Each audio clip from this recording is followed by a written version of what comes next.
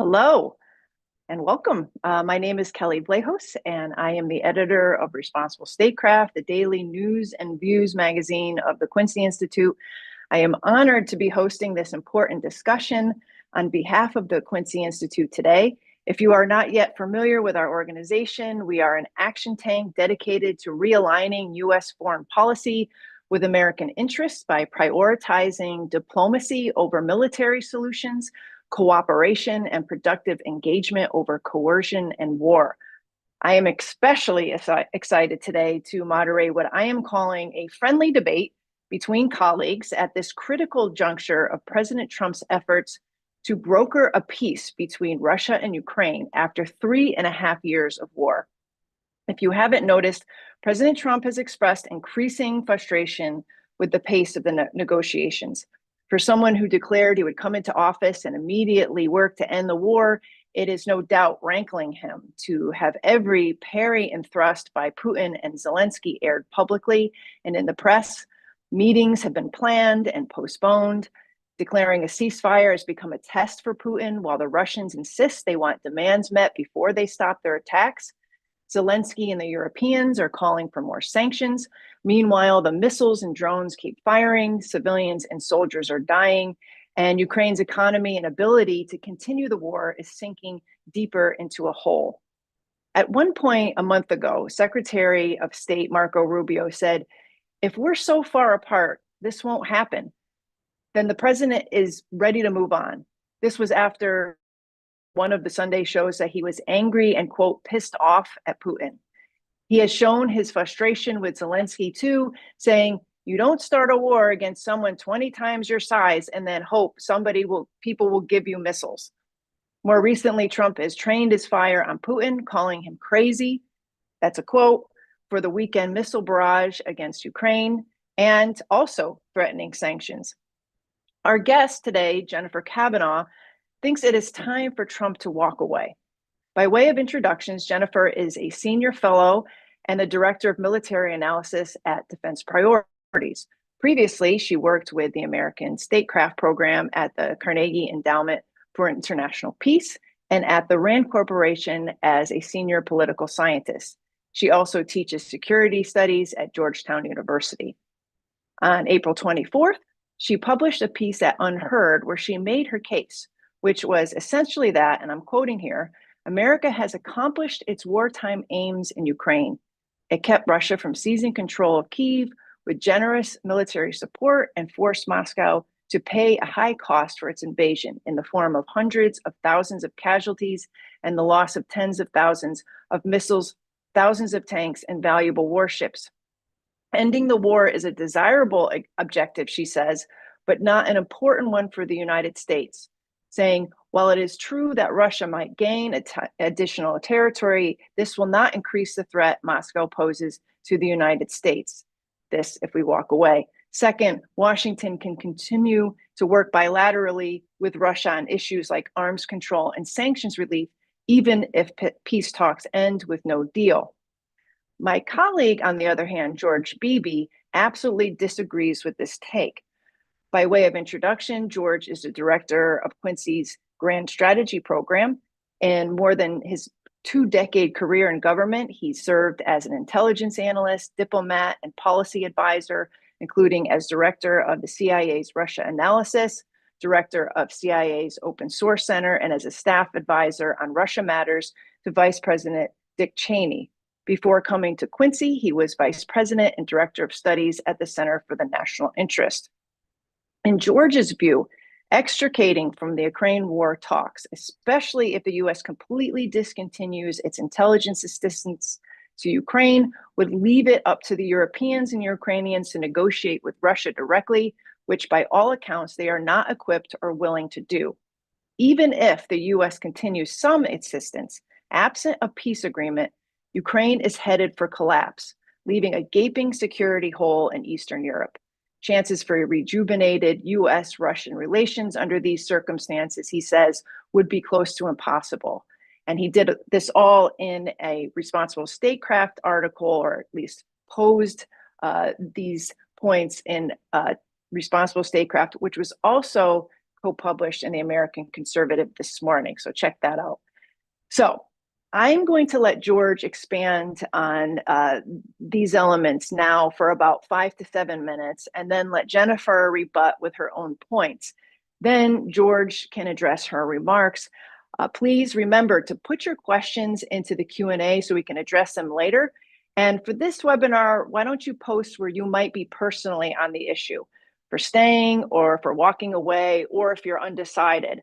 And let us know as the program moves along whether you are being persuaded otherwise. I'll report back on what we're seeing in the Q&A at the end. So now, George, over to you. Thank you very much, Kelly, and thanks, Jennifer, for your willingness to debate this issue. I think it's a very important one. I think we agree that President Trump's efforts to settle this conflict are well-intentioned. And I think we agree that we have already accomplished some very important things in this war, in that Russia is not going to capture the Ukrainian capital. The vast bulk of Ukrainian territory is not going to be conquered and occupied by Russia. And I think we agree that if Russia gains marginally more territory than it currently holds, that is not a matter of vital national security interest to the United States. But I think the United States does have a dog in this fight, and I do think the implications of walking away from the peace process right now would be quite dire, not just for Ukraine, not just for Europe, but for the United States and Russia as well. Why?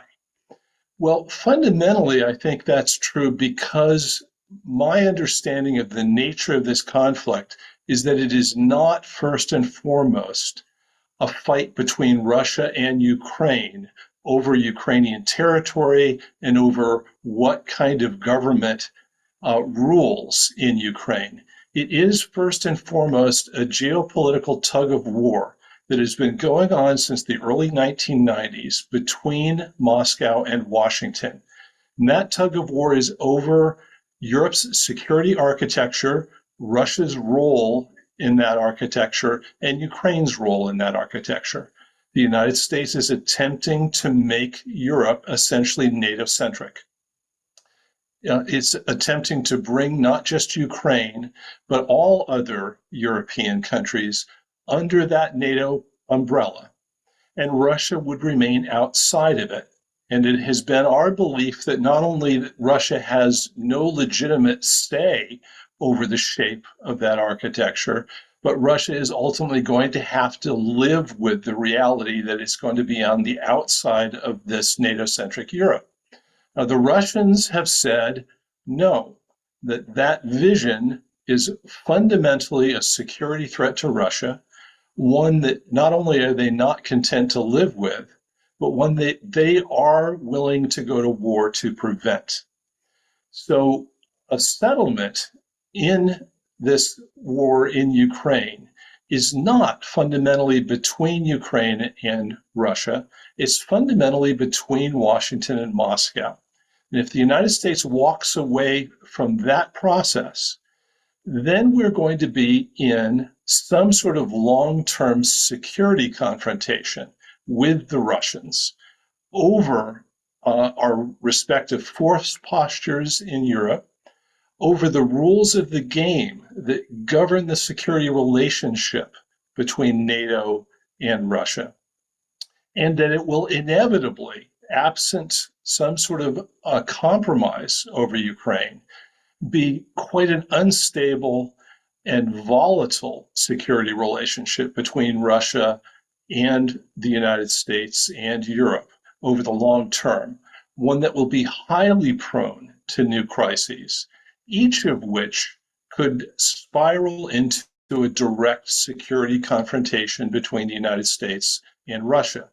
And I don't believe it is viable for the United States politically to pursue an improved political relationship with Russia without first resolving that war in Ukraine, or at least putting that war on a clear path toward a settlement.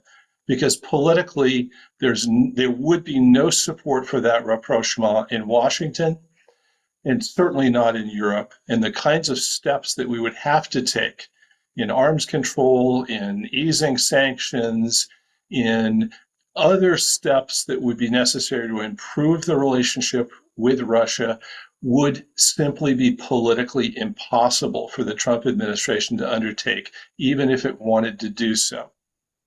And there's no way we can walk away from that problem. We can't simply say, not our war, not our conflict. It's up to the Europeans, the Russians, and the Ukrainians to figure a way forward. Let us know how things go. Because the United States is inextricably entangled in European security through nuclear weapons and other issues, we can't simply walk away and tell ourselves we've got an ocean between us to protect us from the fallout of a confrontation in Europe that could well turn very bad in the future. Thank you, George. Jen, I want you to both, answer or at least reply to some of the things that George has just said. But maybe first state your case. Maybe expand upon your UnHerd piece, where you said that it's time to walk away. Sure. Yeah, I think I can do both. I think I can intertwine them. And I want to say first, thanks to Quincy for having me today, and to Kelly, and to George. I'm really looking forward to the discussion as it unfolds. So I think George did a good job of laying out some areas where we agree. And I think listening to him lay out his case, I think where we really disagree is on the order of operations and how entangled the Ukraine war is with questions about the US-Russia relationship and the US role in European security. And he sees them as very entangled, and I see them as possibly separable. And I see the risks of staying involved in peace negotiations as considerably higher, I think, than he does. So I think those are some areas where we disagree. But let me sort of lay out, how I see the situation. I see the administration as having three main priorities. The first is to get the United States out of Ukraine, to cut involvement. Peace is one way to do that, but it's not the only way. Walking away is another way to do that. Second is to renegotiate the transatlantic relationship and reduce U.S. forward presence in Europe. That's something that Russia may want, but it's also something that the Trump administration wants and has made clear. And the third is to reset relations with Russia. Those are the three priorities that they have in this space. And of these goals, my reading is that the second two are really of higher priority to people in the administration. They're not that concerned with Ukraine. Ukraine needs to be addressed because it is a little bit of an impediment to making progress on the first two issues. However, I don't think that walking away would rule out progress on either transatlantic burden sharing or burden shifting, or making progress with Russia on a number of issues. It makes it harder, but it doesn't rule it out. And in some ways, working on those issues separately could actually pave the way to a peace agreement between Russia and Ukraine. So I want to start by setting the stage that I see the U.S., as George said and laid out, as having very little remaining strategic interest in Ukraine. Basically, I see that we've achieved our goals. We kept Russia from seizing Kiev. We imposed significant costs. Even if the U.S. pulls back now and cuts military support and intelligence sharing, I don't believe that Ukraine would collapse. I believe that Ukraine has sufficient industrial capacity in its own defense production to carry out this war for some time. And I think that Russia itself is struggling under the weight of continuing to fight. So I think that the war would continue and that things would shift against Ukraine, but that it wouldn't collapse, and that ultimately Ukraine would surrender or come to a settlement before a collapse happened. I think that at that point, Ukraine and Russia would come to their own deal, and that deal would be less favorable to Ukraine than what's on the table now, but it doesn't really matter for the United States. I think Trump could easily spin that he hadn't lost Ukraine, that this was Biden's fault or Zelensky's fault. And I think that a better deal for Moscow isn't going to mean that he invades NATO next. So I think that walking away and letting the conflict play out would ultimately result in some kind of settlement between Russia and Ukraine that dealt with some of the issues, not the big grand strategic issues that George mentioned, but I'll come to those in a minute. But it would come to some kind of deal that would be just fine for the United States. But that it depends a little bit how this plays out, depends a little bit on how Trump or how the administration walks away. If we do so, I think we should do so completely. That would mean, cutting aid. Military aid will run out basically in the summer. So that's sort of taken care of. It would mean no more military aid. It would mean no more participation in mediation between the two parties. The US is already kind of an awkward mediator in this conflict because we're not neutral. We took a side. The US has been arming Ukraine for 3 years. So it's kind of strange that now the US is trying to be a neutral mediator. It's not necessarily well suited for that role. And then over time, you could phase out the intelligence sharing and shift gears to focusing on the other two main issues. One is the European burden shifting, and the other is resetting relations with Russia. You probably need some kind of time period after walking away before you re-engage with Russia for some of the political reasons that George mentioned, but I don't see that as being off the table. There's a number of ways the US could move forward with Russia. For example, stop enforcing secondary sanctions. You may not be able to get political support to lift sanctions, but you could stop enforcing some. You could start talking about some of the broader issues about US force posture in Europe. Those are changes that don't have to depend on the outcome of the Ukraine war. You could start working with Europe on shifting US posture and having Europe step up. Those are things that don't depend on the outcome of the Ukraine war. It would be difficult to have these conversations if the United States is still heavily involved in Ukraine. But once the US has drawn a line and stepped back and is no longer a party to this conflict, those conversations, I think, become easier.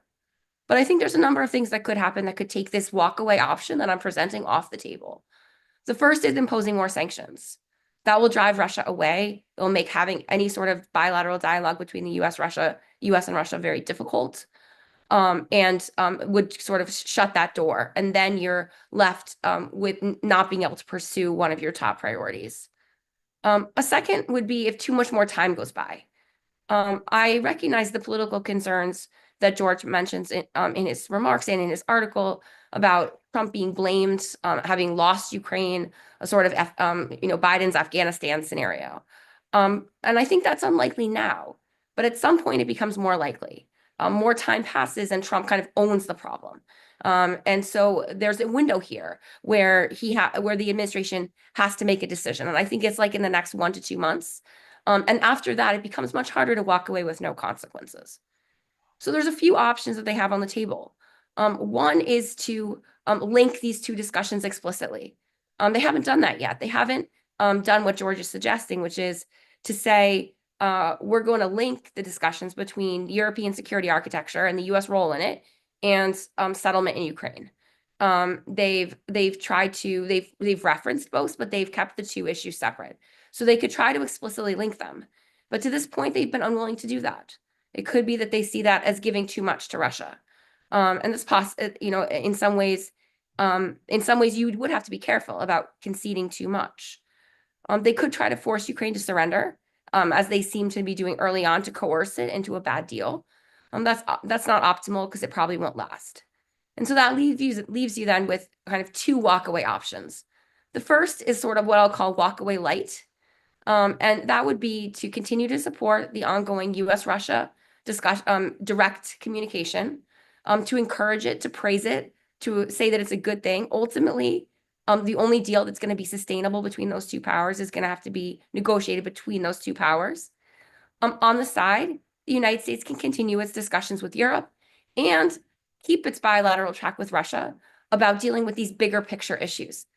European security architecture, the future of NATO expansion, how many US forces are going to be where. These are conversations that could happen while Ukraine and Russia are talking.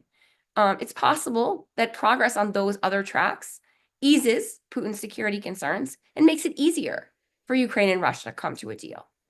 So that's kind of the walkaway light option here. At the same time, the US doesn't have to be involved in mediation. It doesn't have to be giving any more aid. So it's kind of taking a hands-off approach.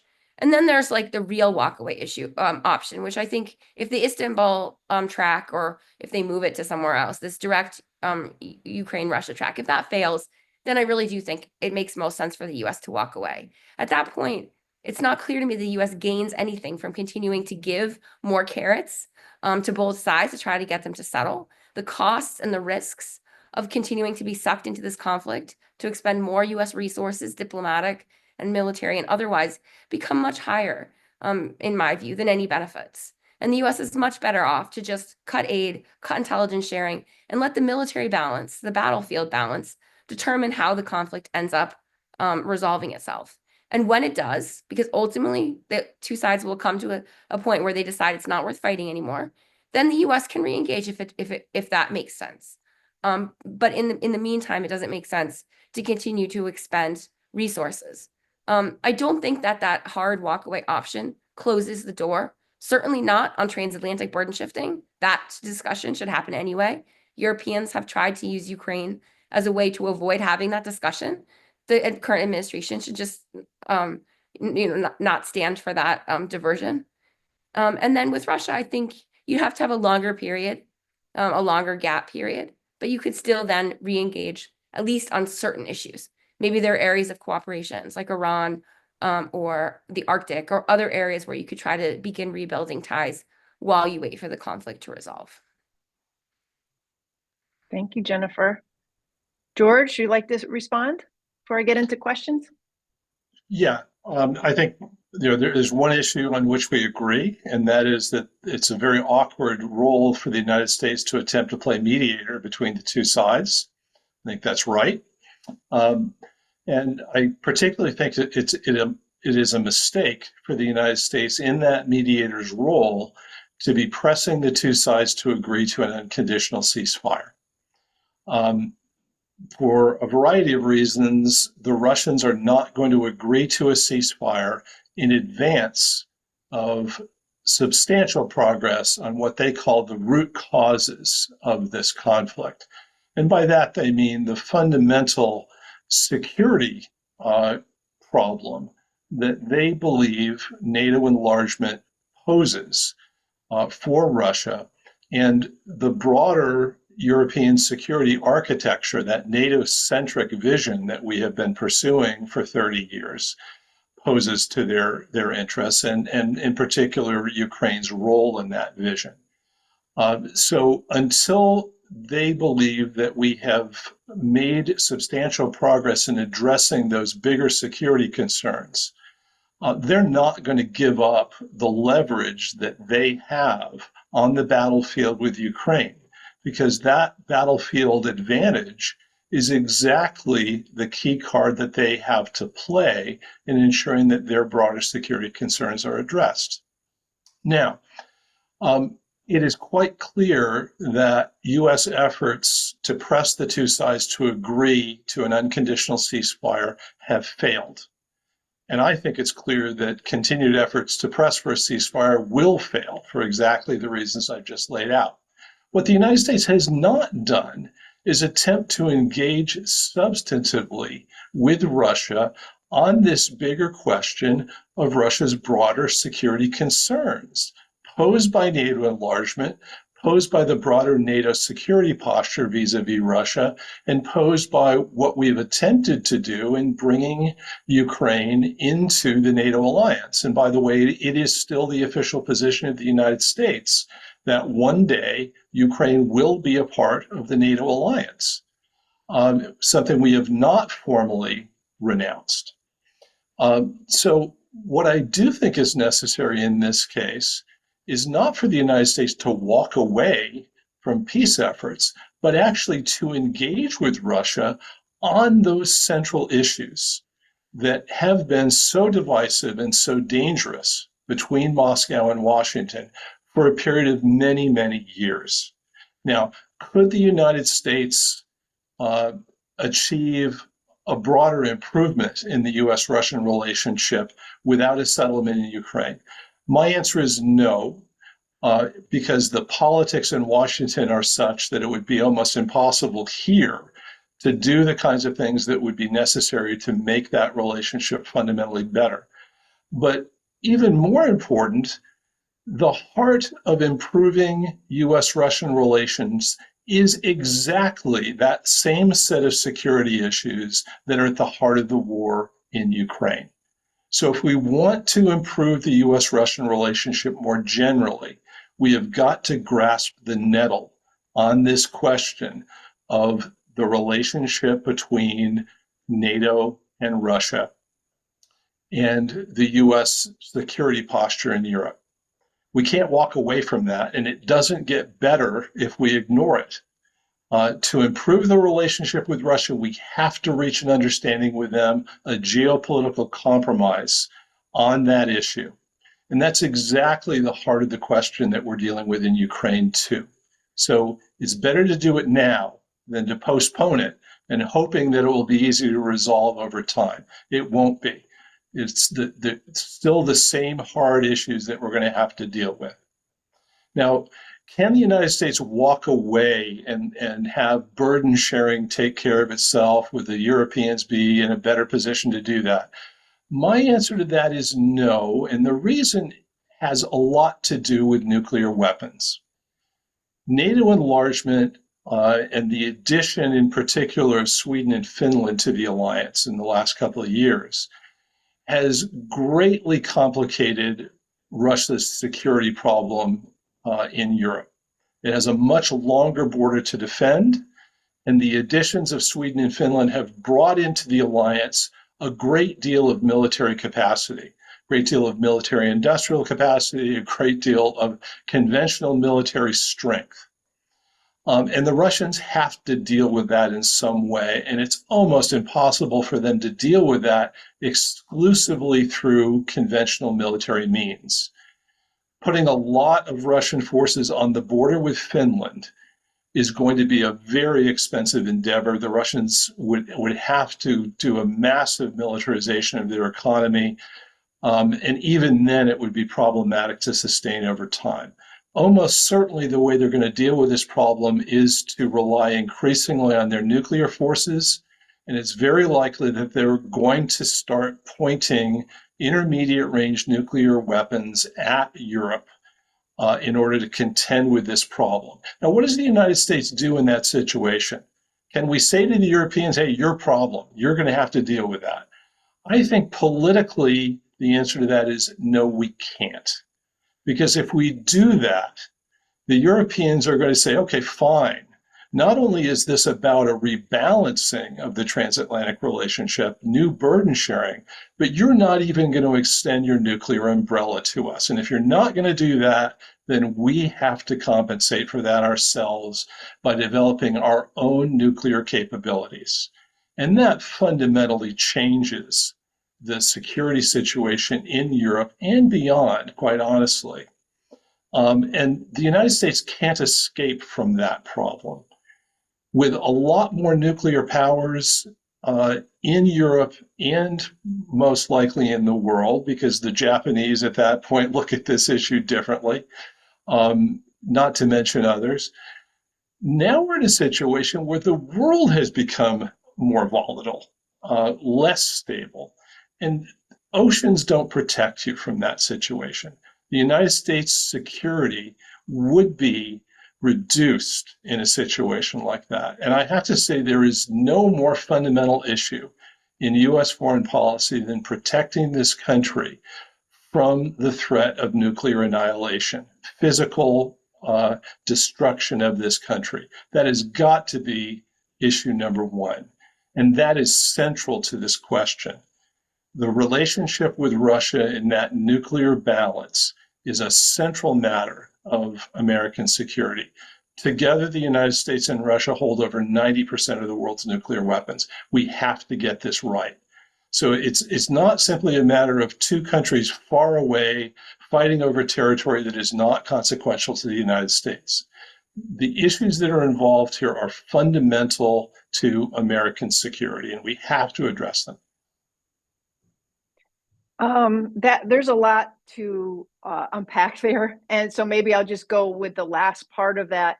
Jen, do you agree that if we walked away and let Europe pick up its own security and forge its own like security relationship with Russia, that they would be forced to extend their own nuclear or create their own nuclear deterrence, and therefore putting the United States U.S. security at risk because of this proliferation that would result? I mean, I guess I see that friendly proliferation as sort of inevitable at this point. I mean, I think the United States should be doing less in Europe. I think the extended deterrence is a little bit of a bluff.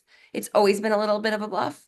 But if the Trump administration is going to move forward with its plans to draw down conventional force presence in Europe, it becomes even less credible. So I think ultimately there will be a European nuclear capability. I don't know what that looks like. I don't know whether it's an expansion of countries that currently have it, or whether countries like Germany and Poland will make good on their moves to gain those weapons.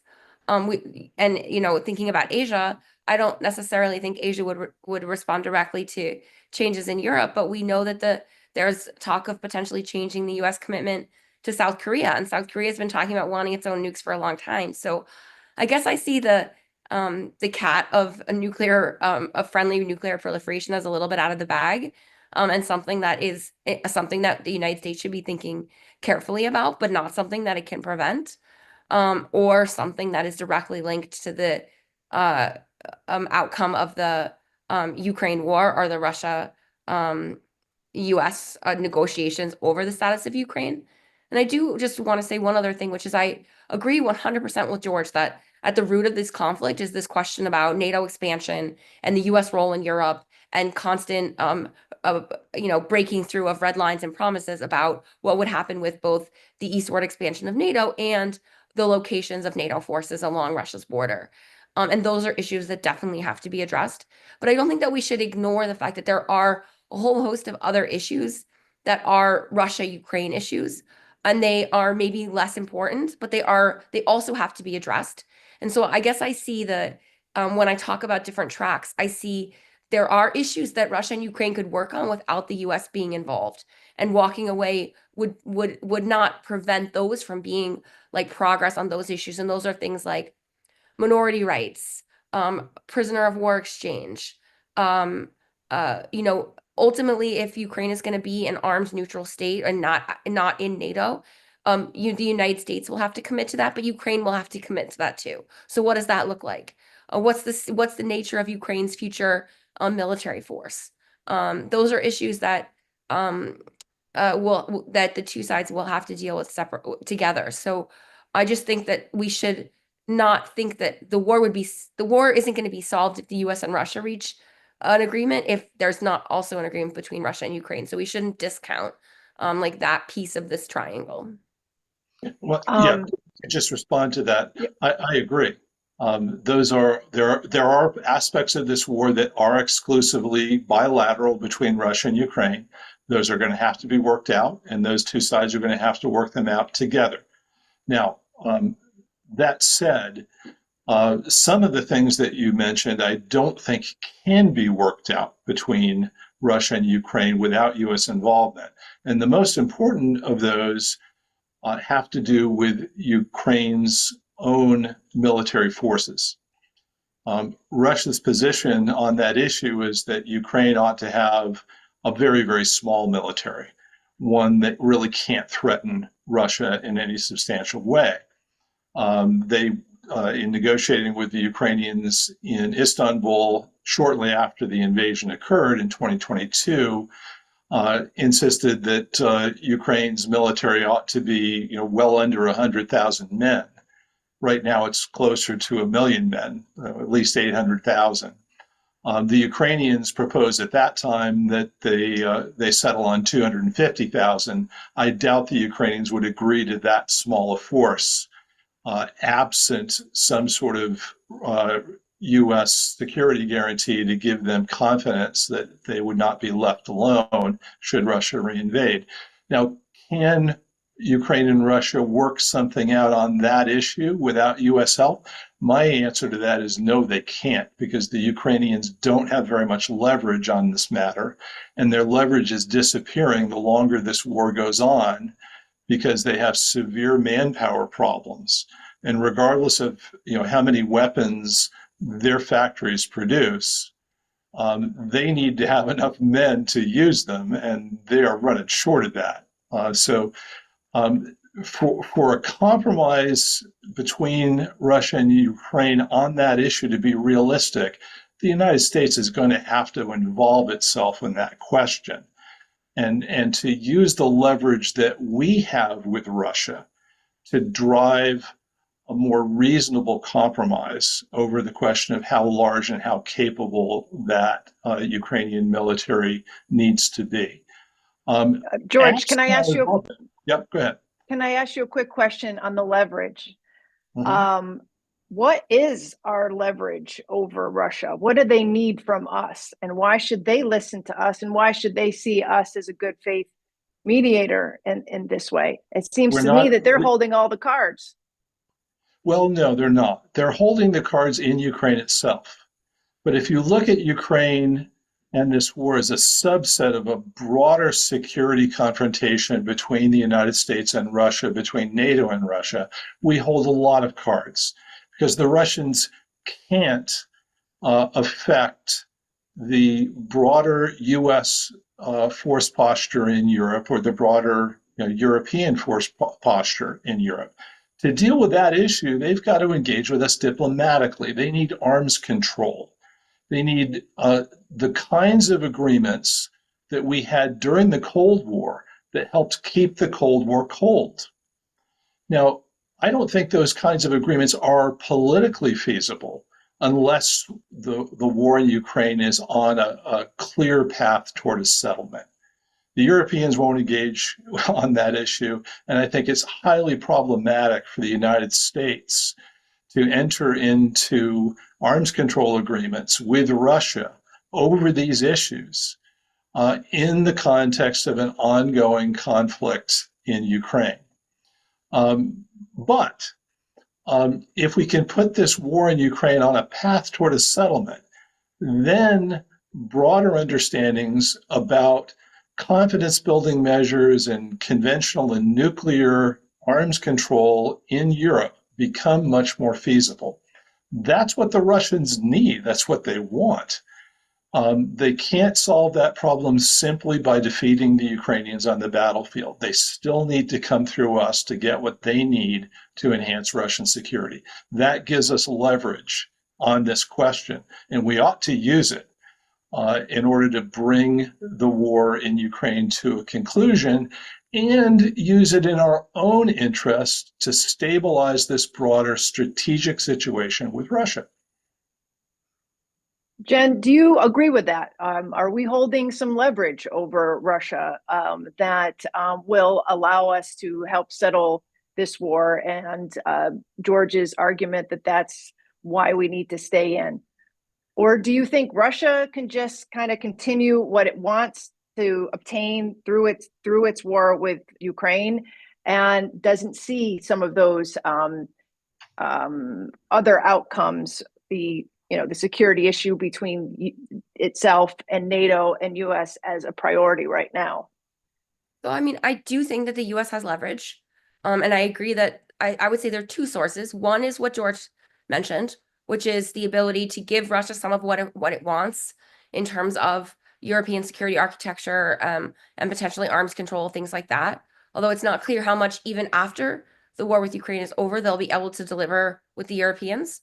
The Europeans seem very unwilling to open up a new relationship with Russia even after a peace in Ukraine. I think that will be a lot longer term project. But they do have the ability to deliver that. But given my assessment that the U.S. doesn't have that much to lose by walking away, the United States should be careful how much it's willing to give Russia for a ceasefire. I mean, what is the price? What's the appropriate cost that the U.S. is willing to pay?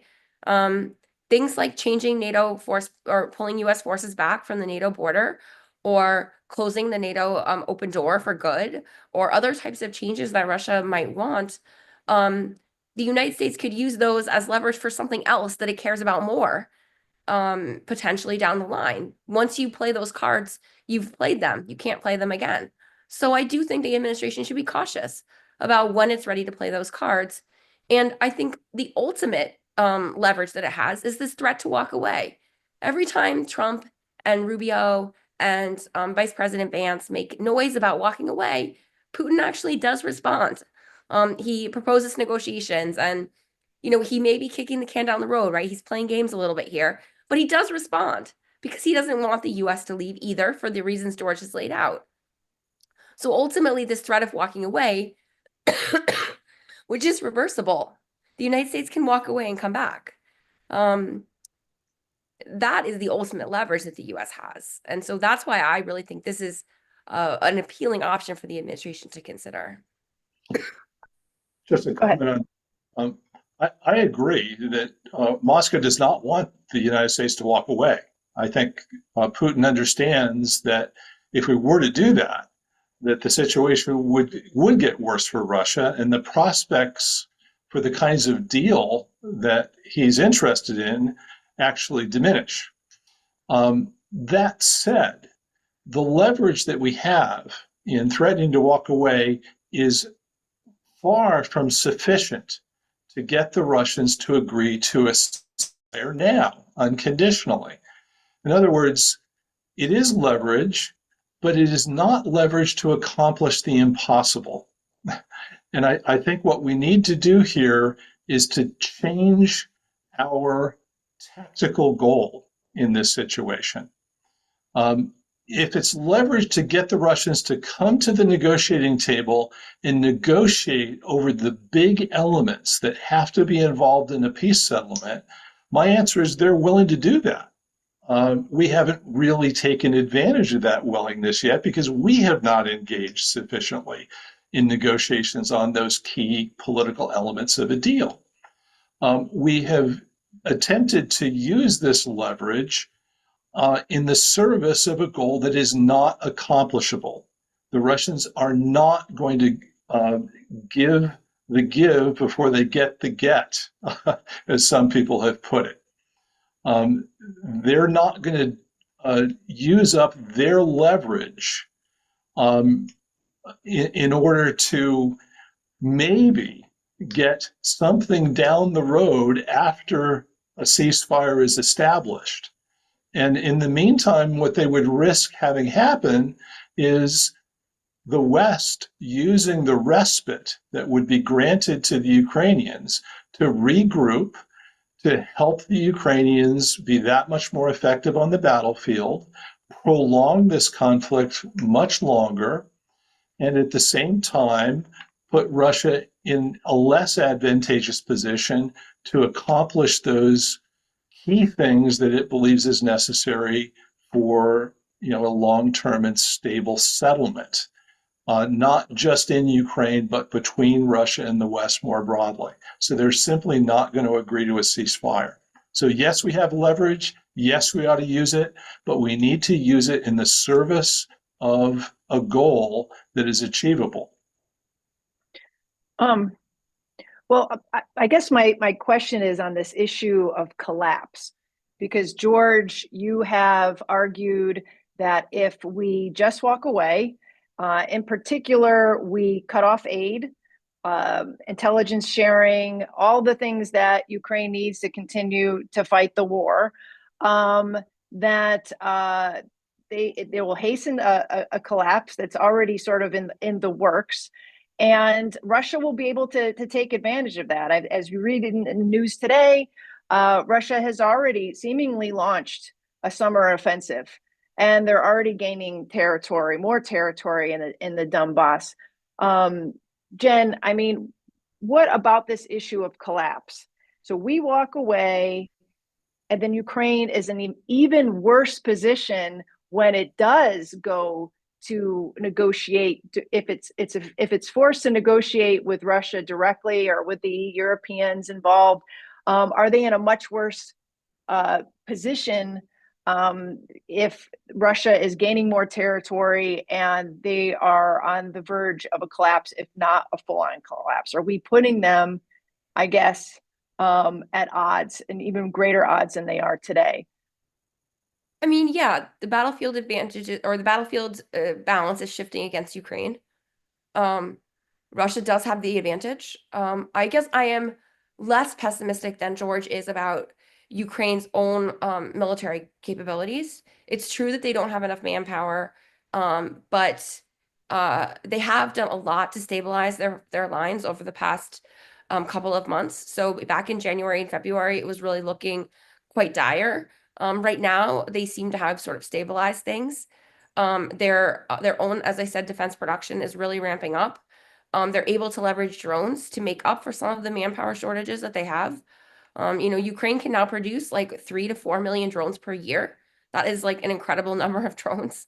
Um, and Europe isn't totally useless. They're not as good as they can't provide the support the United States can. But with Europe continuing to support Ukraine, I think Ukraine could continue to limp along. And I'm not really that confident that Russia's summer offensive is going to yield any major breakthroughs. I think that they may gain territory more rapidly, but ultimately they're going to end up burning out pretty quickly because they too face struggles with manpower shortages. Putin will have to decide if it goes on too much longer, if he wants to do a second mobilization, which will be politically unpopular. And they have military capacity to like maintain the war at the current level, but not really to increase it all that much, I don't think. So you so is will Ukraine be in a worse position if the US walks away? Yes. But should that be what's guiding the US decision? In my view, no. In my view, what should guide the US decision is what's in US interests. And is it in US interests to continue to provide military support when we already know that we have scarce military resources ourselves in terms of US stockpiles? Obviously, the United States does not have scarce military capacity. We know that the United States spends an obscene amount of money on its military every year, but we have critical gaps in certain types of munitions. Should we continue to spend air defense missiles that we could potentially need if there were a crisis in Asia, that we need to protect our own forces? Is this really the best use of US military capacity? I would say no.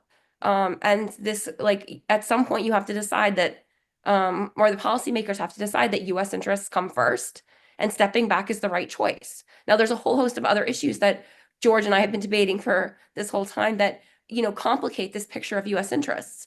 But if we're looking specifically at, the military balance and whether or not Ukraine's military position should be the deciding factor, I would say that should be, that should not be the deciding factor in the US policymakers' decision at this point.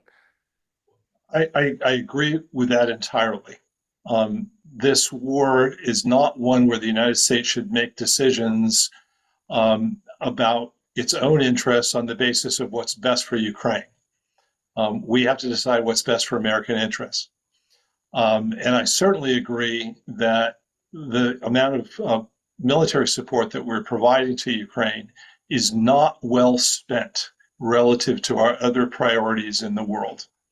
But I do come to a different policy conclusion, and that is an argument in favor of settling this war through a compromise settlement now rather than walking away from the situation. Now, we haven't gotten into some of the other secondary geopolitical effects of walking away, but let's assume for a moment that Europe is left in a state of insecurity without any of the safeguards that helped keep the Cold War cold, arms control agreements, various other arrangements that minimize the prospect of a real confrontation between NATO and the Warsaw Pact, between the United States and Soviet Union.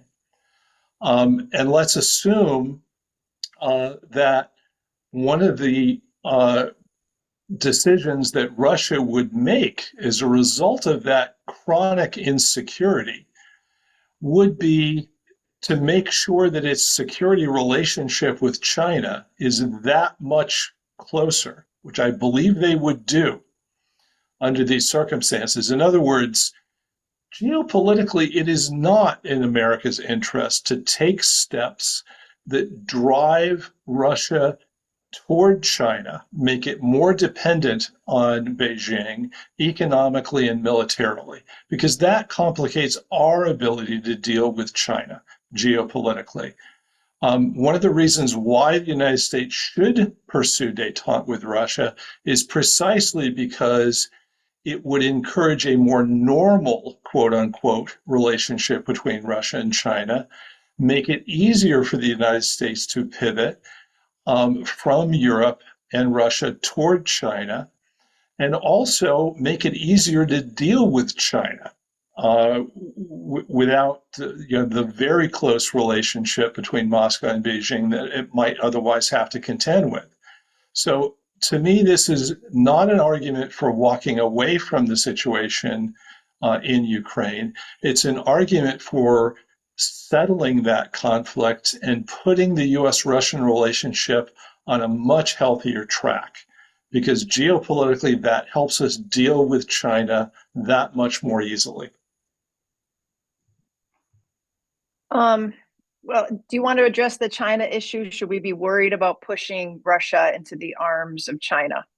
We should absolutely avoid policies that push Russia into the arms of China. However, I guess I don't see, so I mean, I think this comes back to sort of a fundamental disagreement between me and George is, can the US step back from peace negotiations over the Ukraine war and continue to work on its bilateral relationship with Russia? I think yes, because I think that there are issues. I recognize that it would be difficult to move forward with some of the strategic stability questions and other types of questions if the war is ongoing. But there's a whole host of other areas where I think the United States and Russia could make progress. And that would help to stabilize the bilateral relationship, especially if the US made clear that it was cutting its involvement in Ukraine and no longer supporting Ukraine, which is something that Russia has wanted. And I think that would help to prevent the effect that George is talking about. But I also think that Russia is already balancing against with other powers to limit its dependence on China, with North Korea, with Iran. So I think that there's a lot of hype around this Russia-China relationship, and a lot of it is overblown. Russia doesn't want to be China's vassal state and is working hard to try to diversify its relationships anyway. I don't necessarily think that a better relationship with Russia makes it any easier to deal with China. China's going to be difficult to deal with anyway. And I would actually like to avoid this dichotomy that if we can, settle things with Russia, then we can go hard on China, because I would like a different relationship with China too, that is not so hostile. Yeah. And that is that tries to reset the relationship with China too. I think what my colleague Lyle Goldstein has called the double Kissinger. Can we normalize and reset relations with both Russia and China instead of pitting them, kind of trying to split them in that way? So I guess I agree with George that that's an undesirable outcome, but I see that as something that I don't see walking away as something that necessarily drives us to the eventuality that that George has laid out. Okay, I'm going to try to get to some questions because we got a bunch in the Q&A. Apologies ahead of time. I'm not going to get to all of them, but I'm trying to choose some that will sort of dovetail nicely with our conversation and bring some more elements into this. Joseph Gerson has a question. If the U.S. walks away from Ukraine peacemaking diplomacy, will any country take the U.S. and its ostensible commitment seriously? I would like to pair that for Jennifer with a question about the politics and the optics. One of the things that kind of sticks in my craw and the question and why I can't really go 100% on walking away is because I think if we walk away and disaster in Ukraine ensues at some level, and the Washington establishment behind me, I'm pointing to the Capitol, the Washington establishment, which is already poised, very anti-Russia, ready to slam more sanctions on at any moment. They are not going to be behind any effort to reach some sort of détente or new relationship with Russia, I think they would go 180 degrees in the other direction.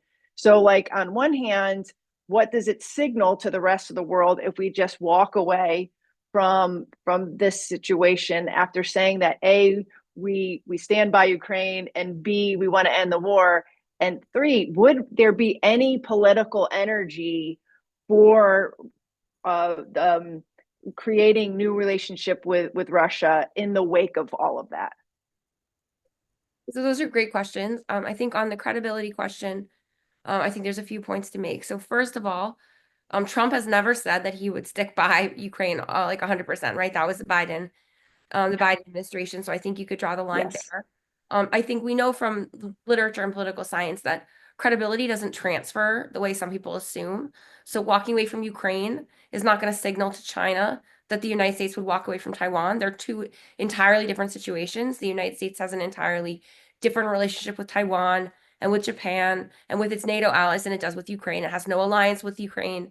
In fact, many presidents now have declined to send U.S. forces to defend Ukraine, making it clear that Ukraine is not a vital U.S. interest. So I do think that this would be seen in that context. I also think that there's general questioning globally about the U.S., how much the U.S. currently stands behind a lot of its commitments apart from Ukraine. So I'm not sure Ukraine would change the way that that countries in Europe are now thinking about how much they can depend on the United States, or how much countries in allies in Asia are thinking about the same question, how much they can depend on the United States. And I'm not sure that's a bad thing. If countries, the United States always emphasizes reassuring allies. We have to reassure them. Maybe we've reassured them too much because none of them are spending enough on defense and they depend on the US security umbrella. So if they're less reassured and they spend more on defense, in my book, that's a win. So I'm not sure I'm all that concerned about the credibility implications globally, either because I don't think they'll manifest, and because if they do, I'm okay with the outcome, which is countries spend more on their own defense and rely less on the US. In terms of political will, in any normal administration, I would be much more concerned about the politics and the optics. But the current administration has shown a willingness to do things that are unpopular, and a willingness to really buck the pressure from Congress, both their own party and the opposition party. And I haven't seen any evidence from Congress that they're willing to stand up to what the administration is doing on foreign policy or domestic policy, really. And so I think that the administration would have some leeway. It would depend a little bit on the timing, as I said before. I think the walkaway option becomes less politically viable over time. And I think it would depend on on the narrative and the context in which it happened. But I do think that there would be pushback from some of the more hawkish senators and representatives, like Lindsey Graham comes to mind, Tom Cotton comes to mind. Yep. As people who would push back. But I think ultimately Trump would be able to win the political sport he needed to move forward, at least on some things, which is all really that's necessary to get the ball rolling. George, I want to get through a few of these questions. Let me direct this next one to you. It's from Mike Vlahos. Like earlier wars, Russo-Japanese, Russo-Polish, the road to settlement requires a battlefield fait accompli or a deus ex machina. Ironically, such a battlefield dispensation is in all parties' interests. Hence, a partial U.S. withdrawal, walking away, would likely precipitate the outcome, at which point the U.S. could re-enter and represent itself, however awkwardly, as mediator, with the support of all parties, given a then impending Ukrainian collapse. Do we need some sort of settlement on the battlefield? And I think John Mearsheimer said this as well, that this will be settled on the battlefield. I think that's what Mike is getting at. How do you respond to that? I respond to that by saying that if this war were simply between Russia and Ukraine, that would be absolutely correct. But it is not a war simply between Russia and Ukraine. It is a broader geopolitical conflict between the United States and Russia, between NATO and Russia. And that is not a conflict that will be settled on the battlefield. If it is settled on the battlefield, we will not be having these kinds of debates anymore. that would not end well for anybody involved. This is a situation where if we're going to settle this broader conflict that extends well beyond what's going on between Ukrainian and Russian forces in Ukraine, we're going to have to do that at the negotiating table. So just to get back to the sooner we get on with that, the better. Well, just to get back to something that Jennifer had said, and I think Mike was hinting at, can we be a good faith mediator if, as you say, we are actually part of the war? No, how do we represent ourselves as mediating? No. And how do we get both sides to the table if we're already involved on one side or the other? We're not going to be a mediator between Ukraine and Russia on this, and we shouldn't be. Okay. What we need to do is to conduct direct negotiations with the Russians over these bigger issues. And these bigger issues are issues that the Europeans don't want to bargain with the Russians over, and they're issues that Ukraine cannot bargain with the Russians over. We are the only ones that can negotiate with the Russians on these bigger issues. And that is what has to be done. Now, if we make progress on those bigger issues, the specific situation in Ukraine becomes easier to deal with. And that is a situation on the battlefield that won't result in an unconditional military victory for the Russians. They're not going to conquer all of Ukrainian territory. They're not even going to conquer the Ukrainian capital. They're going to conquer a large portion of Ukraine's eastern and southern regions. Then they're going to dig in and say, this is ours. There's going to be a no man's land between our forces and the rest of Ukraine that we will render uninhabitable. We're going to seed with landmines and other things to prevent any kind of offensive action by the Ukrainian military against the area that Russia holds. And then good luck to you. The rest of Ukraine becomes your problem, Europe, or the United States. And we're left with what is likely to be a very dysfunctional rump Ukraine thereafter. So this doesn't settle this situation. It leaves it in, I think, a state of dysfunction with many of the key issues that underlie the conflict unresolved. And they can only be resolved at the negotiating table. And primarily those negotiations have to be between Moscow and Washington. Jen, do you have any response to that? I mean, I agree that the battlefield isn't going to resolve all the issues. I think the battlefield can resolve some of the Russia-Ukraine issues. It will be in Russia's favor. They will get to set the terms. I think Ukraine will have much less leverage to push back on Russia's concerns about the size of Ukraine's military and things like that. I do think this goes back to something George said earlier. I think there's a lot more gray space there in terms of what the Russians would ask for than some people might think. So I think like right now there might be room for negotiation. I think over time that shifts and Ukraine is left with much less leverage and ability to protect its own defensive capabilities. And I think that would still leave the larger security questions unsolved, which will be undesirable. That said, I don't see the, I think, and again, this goes to something that George and I disagree on. I think those tracks can be separated. I think if you resolve the battlefield conflict and you had a cessation of hostilities, even if they were unfavorable to Ukraine, that would open the door for broader discussions between the United States and Russia about these broader strategic issues that should be dealt with. I think the administration wants to deal with them and is uniquely willing to deal with them because they already want to draw down posture in Ukraine. So I guess I don't see the battlefield as solving the problem or solving all of the issues, but it certainly resolves the active war, which I think which could then facilitate some of the other conversations happening. Now, I would agree that it would be much more desirable for these things to be happening in parallel. Like all these conversations like the U.S.-Russia conversations to stabilize the U.S.-Russia relationship are going to take a long time. They're not going to happen in one meeting. And that's one problem with this. The current administration seems a little bit impatient. You know, they had a couple of meetings with the Russians and they're like, oh, we're done. Like, of course, this is going to take a long time. I mean, look, it took several years for to negotiate a end to the Korean War. Think about how many years it took to end the Vietnam War. I mean, they started negotiations in the 60s and they didn't actually end it till the 70s. So these things take a long time, which is why it would make sense to kind of open some of these, like you don't have to do everything in necessarily in sequence.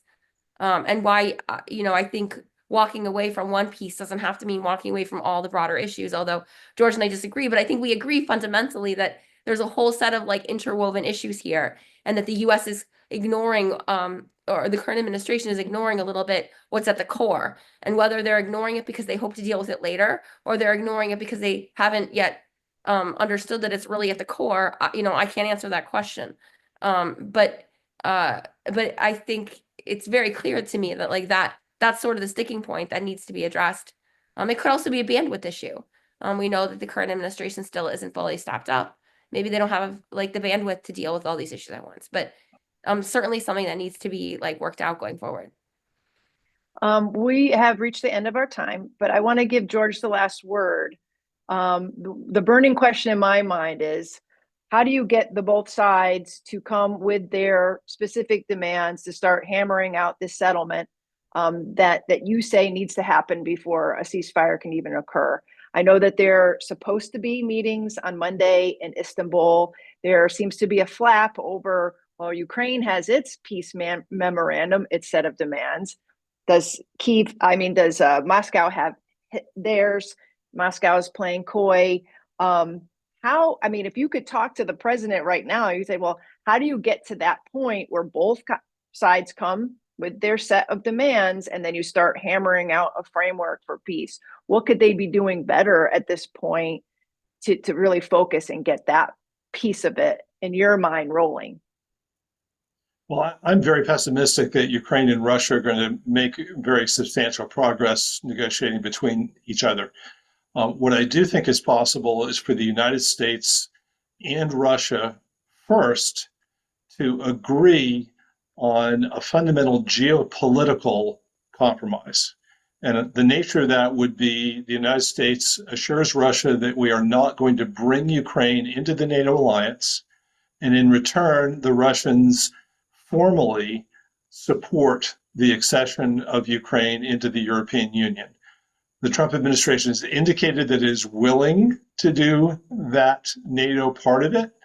And I think the Russians have indicated on a number of occasions that they are willing to support Ukraine's accession to the EU. So what we need to do is codify that, put it down on paper so that each side is committed to it. Then you take that to the Ukrainians, you take that to the Europeans, and you say, this is the fundamental geopolitical deal that we are going to codify here, that we all should get behind. This gives Russia something that's critical to its interests. It gives Ukraine a viable path toward anchoring itself politically and economically in the West, and reconstructing Ukraine so that it is a viable, sovereign, independent, and prosperous state. That would be a critical accomplishment. Now, paired with that, I think the Trump administration and Moscow could agree on a roadmap, a list of all the other issues that have to be addressed as part of a settlement, and putting down on paper where each of the sides is on those issues, and then committing to a process and a schedule for narrowing those positions and coming to agreement over time. But that, I think, would satisfy a political need that the Trump administration has to point to a success. But it also then takes a process that will take a long time, but it gives it a structure. And I think the sides are in a position where they can agree on that kind of roadmap. So that's where I think we ought to be going. Well, thank you. I wanted to end on a positive note. So I appreciate it. And before we leave, I just want to plug our next event at Quincy, June 4th, the U.S. as peacemaker in Central Africa. We're going to talk about diplomacy in an entirely different part of the world. Very excited. I'm moderating that one too. So please check that one out at 11 a.m. on June 4th, and all of the other Quincy events coming up in June on quincyinst.org. And thank you all for joining, and thank you to George and Jennifer for a wonderful discussion.